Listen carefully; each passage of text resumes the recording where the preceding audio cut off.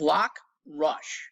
That was the term back when I was in college for a bunch of freshmen who wanted to stay together when joining a fraternity. And they would go to several fraternities as a group and saying, you're taking all of us or none of us. And they had clout. And if they were cool guys, they'd get accepted all as a group, even if there was a nerd or two in the outset. So here's what we have today for college. Block voting, which could make you exceptionally powerful, because New Hampshire is so influential to U.S. politics and, frankly, influential to the world in our choice of president. And you, at age 18, 19, 20 years old, have the power that is so outsized compared to any other Americans. There's about 70,000 college students in New Hampshire. If even 1/10 of you chose in one direction, okay, a concerted block effort for one candidate, you move the world. Let's say it's you who are independent or Democrat. So you're not going to vote in the Republican primary. You'll vote in the Democrat primary for someone. And if that someone is not Joe Biden, it's Dean Phillips, it's RFK, you can write him in.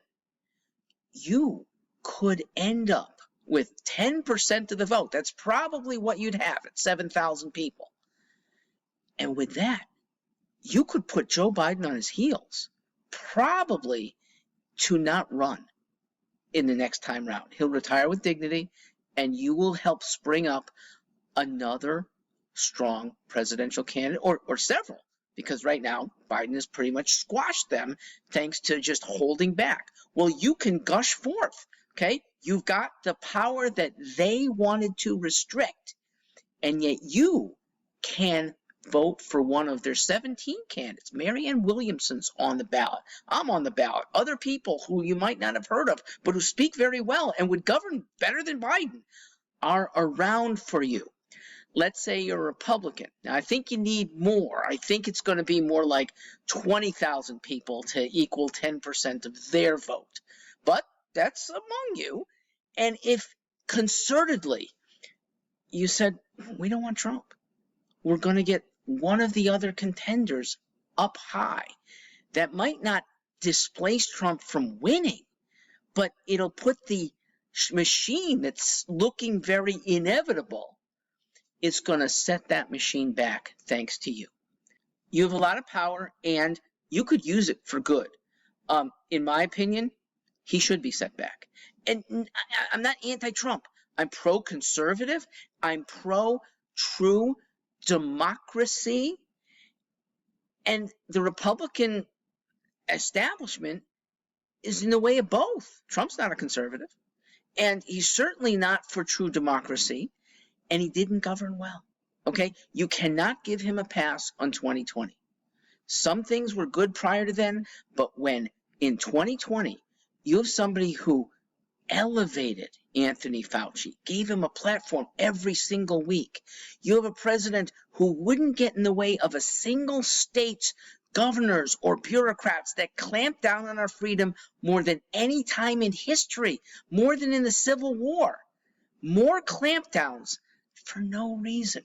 Trump is good with litigation. He could have put his attorneys general onto multiple states and squashed this, and he didn't. And we've paid a huge price. You youngsters have an even bigger price, because the debt that we've been foisting on ultimately you is something you probably can't pay. Okay? Get ready for China to be commanding you. They're close right now with the older ones, but when you become 50 or older, I think you might be pawns of another country. That started with Donald Trump's inactivity. And don't expect a second Trump administration to be any better. All right, if you're a Democrat, you have even more reason to thwart the incumbent, because they have squashed free speech, free activity. They love it when businesses go under so that big corporations, they're not even businesses, they're arms of the government, have more and more control.